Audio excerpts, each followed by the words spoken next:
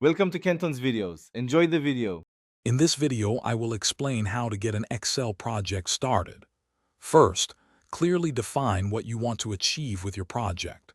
Think about the main questions you need to answer or the tasks you want to automate.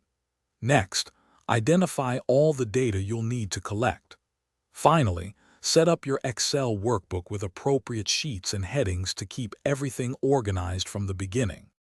Once your project is defined, the next crucial step is gathering and entering your data.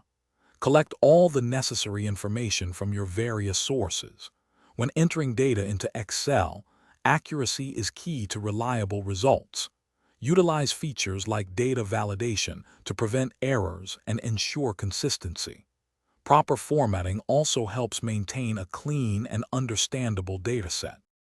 With your data in place, it's time to analyze it. Excel offers powerful tools for this. Apply basic formulas like SUM or average for straightforward calculations. For more complex analysis, leverage functions such as VLOOKUP or IF statements. Finally, create charts like bar, line, or pie charts to visually represent your findings, making them easier to understand. Before sharing your Excel project, always review your work. Double-check all calculations and data entries for accuracy.